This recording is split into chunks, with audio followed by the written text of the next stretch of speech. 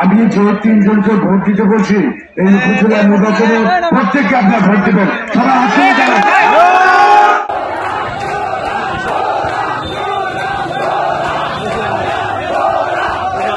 তখন ওই বন্যার পরের দিনই যখন ঢাকায় একদিকে মিটিং হয়, সেখানে যদি একমাত্র একদিকে মিটিং এ আমাকে কথা বলার সুযোগ দিয়েছে যে তুমি এই বন্যা রিমালের ব্যাপারে তুমি কিছু বলো।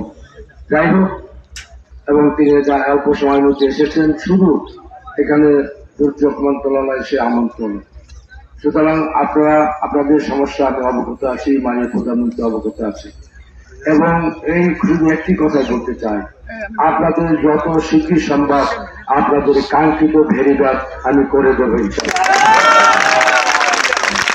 যে সমস্ত ঘর লোকজন প্রকৃত ভাবে ঘর হারা হয়েছেন তাদেরকে আমি ঘর দেওয়ার ব্যবস্থা করে দেবেন। আপাতত আমি ইউনিয়নকে বলবো, আপাতত কালকের মধ্যে এই ইউনিয়নে আপনি 50 টন জিয়ার চাউল আপনি এলাকা সাথে সাথে এই শুধু ইউনিয়নের জন্য আমি 5 লক্ষ টাকা আলাদা বরাদ্দ দিয়ে গেলাম। আপনি কালকে না পরশুর মধ্যে কালকের মধ্যে আপনার চাউল এবং টাকা দিয়ে দেবেন। টাকা যদি শর্ট হয় আমি রোববার আপনাকে পাঠাই দেব। রোববারের মধ্যে আপনারা 50 টন চাল 5 লক্ষ টাকা এই অসহায় গরিব মানুষের মধ্যে আপনারা সুন্দরভাবে দিল্লিতে প্রত্যেকটা মানুষের কাছে পৌঁছে দিবে। এবং আমি এই নির্বাহী অফিসারকে বলছি আমি কালকে ঢাকা যাব, আজকে সন্ধ্যার মধ্যে কোন জায়গায় কোন ভেরিবাদ নষ্ট হয়েছে এবং কোথা কয়টা ঘর নাম সহ আমাকে রাতের মধ্যে আপনাকে পৌঁছাবেন। আমি প্রধানমন্ত্রী দিয়ে হলো এই অসহায় গরিব মানুষের পাশে আমি দাঁড়াতে চাই। নেতা আছে কোন সে নেতা?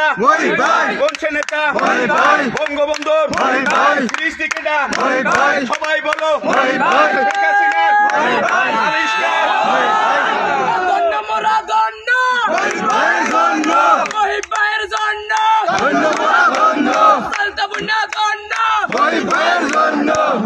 আমি বলবো যে এই রাঙ্গামাটির মানুষকে আমি অনেক ভালোবাসি।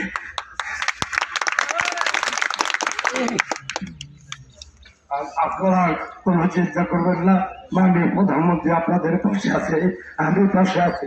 ইনশাল্লাহ সাহস করে ধৈর্য ধরে করে অপেক্ষা করেন, আপনাদের সমস্ত সমস্যাগুলি ইনশাল্লাহ যত দ্রুত সমাধান করে দেব। আর আমি যে 3 জনকে ভোট দিতে বলছি প্রত্যেককে ওই 3 জনকে আপনার জেলা উপজেলা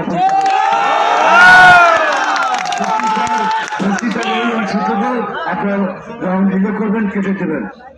আমি যে 3 জনকে ভোট দিতে বলছি এই উপজেলা নির্বাচনে প্রত্যেককে আপনার ভোট দেবেন। সবাই আসলে আপনাদের গরিব ঘর বাড়ি